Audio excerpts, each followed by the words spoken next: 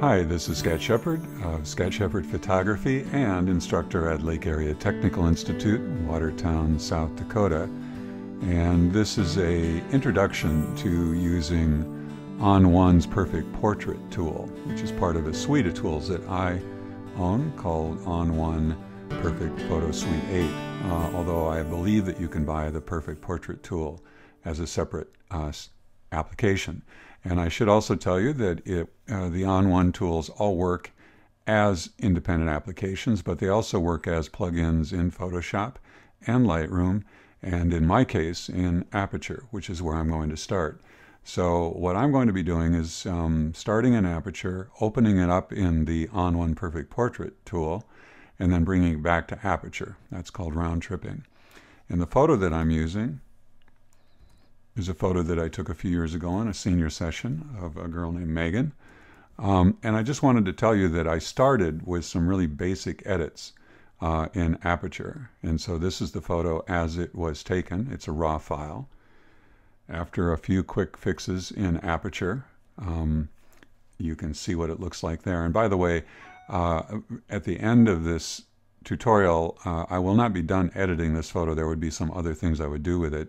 But I want to show you how OnOne can help you with a particular, develop a particular style in your portraiture, and also how it can help accelerate the workflow. Now the things that we're going to be doing, and we could do this in Aperture, but the things that we're going to be doing in OnOne are brightening the teeth a little bit, brightening the eyes a little bit, and boosting the color and contrast a little bit. My philosophy in portraiture is that we should leave the real human being behind. So this is the start of the photo as the camera saw it.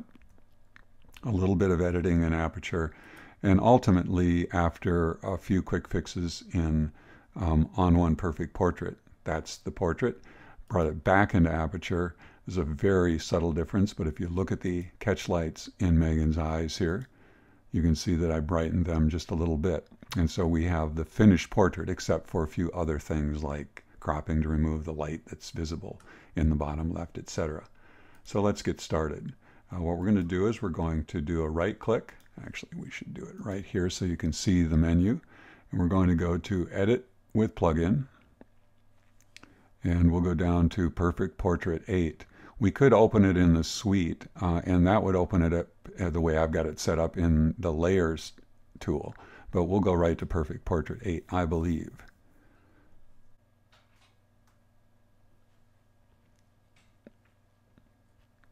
Now, when it opens it up, it goes through some processes, including looking for the face, which is not hard to miss in this particular photo, since it occupies a large portion of the photo.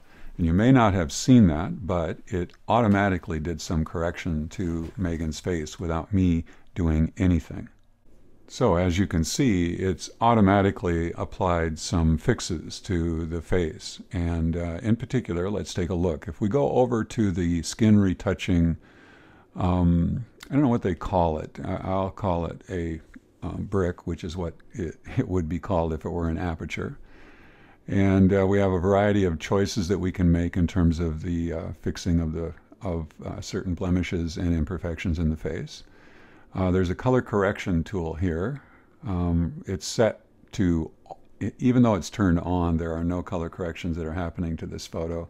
And then there's an eye and mouth tool here. And so in this tutorial, what I'm going to do is focus a little bit on the skin retouching tool and also the eyes and mouth. And I'm going to start with the eyes and mouth. I'm going to turn this off just so you can see what this tool has done without me doing anything, just by opening it up. If I click there and turn off the skin retouching tool, you can see what this looks like.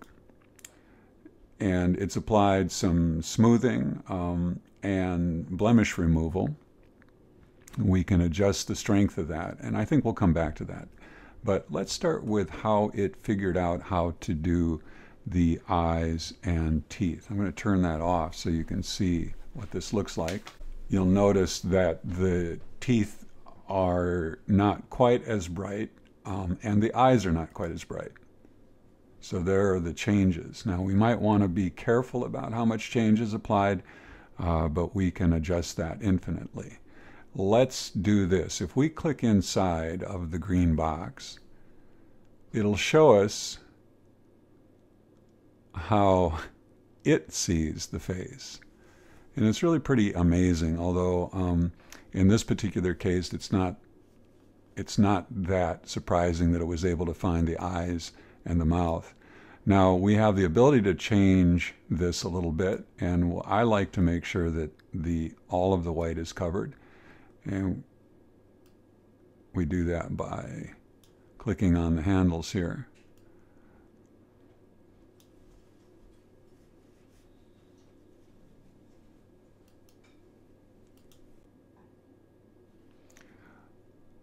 So I'll continue to adjust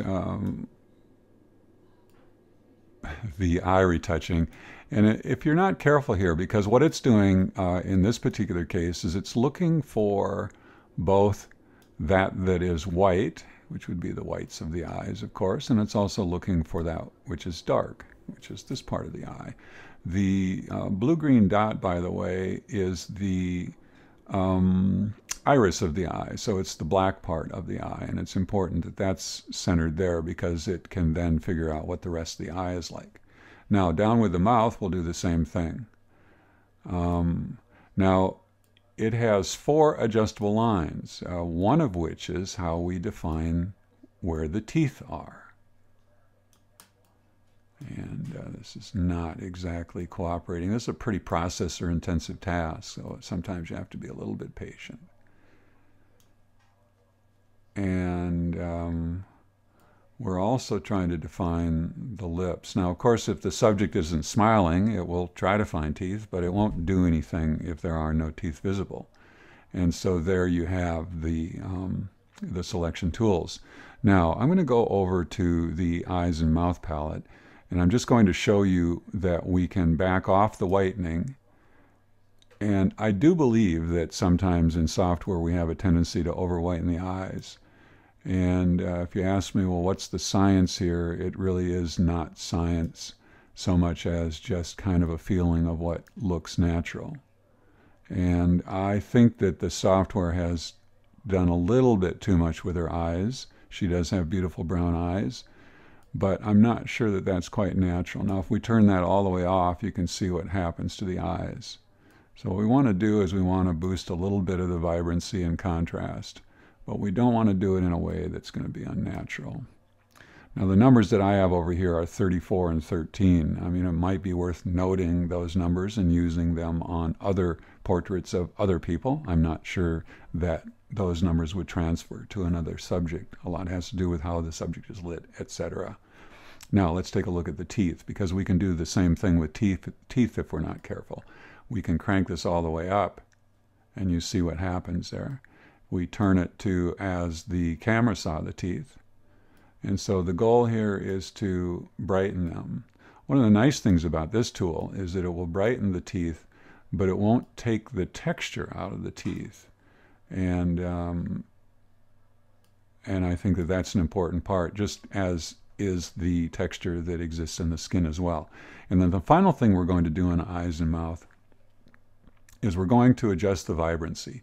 In this particular case, what we can do is we can boost the color of the lips a little bit. We have to be careful here, but just like everything else. So we're going to boost the vibrancy, and you can see what that looks like. Just a little bit redder. Back that off a little bit because we don't want it to look completely unnatural. I'm looking at the eyes and I'm thinking I've over-brightened them just a little bit, so I'm going to back this off. Okay, and having done that, we're going to go up to the Mode menu and we're going to click on Face Select Tool. I'm sorry, we're going to click on the Full Scale Portrait mode. So we're going to step away from this and see this as it was seen when it opened. Now there are a couple other things that I should point out here, and that is that the green box defines the face. And the adjustments that we make up here in the skin retouching tool will apply just to the area within the green box, more or less. The problem with that sometimes is we'll do some softening also to hair and other things that are in the frame, but it won't soften the rest of the portrait. My own preference right now, I may change this as I get smarter about this software, is to uncheck the face only box. And what that does is it applies the changes, the softening changes in particular, to the whole portrait. I want you to notice the hair in particular. If I check face only, you'll see what happens to the picture. And I'd rather apply this smoothing uniformly across the picture. Now, the other thing I'm going to show you before we're done here is I'm going to show you how you can back off on the blemishes tool. Now, Megan didn't really have a lot of blemishes to begin with, but I fixed most of that in Aperture.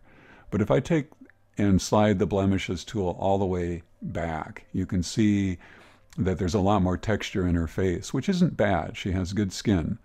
But if we just boost that a little bit here, we'll see that we're going to smooth this, the blemishes just a little bit. Now there's a smoothing tool here which affects overall smoothing.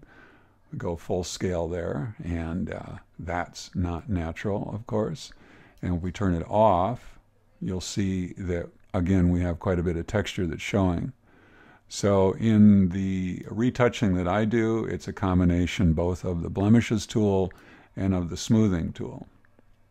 Now there are some other things here that I'm not going to talk about so much, but they are worth getting to know. I think I've smoothed it just a little bit. We'll leave a little bit more texture there.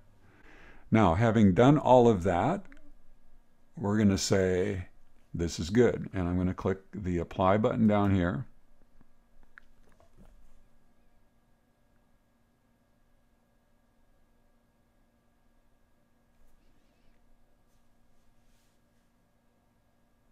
And it just automatically saved this picture as a Photoshop file. And in theory, we should be able to go back to Aperture.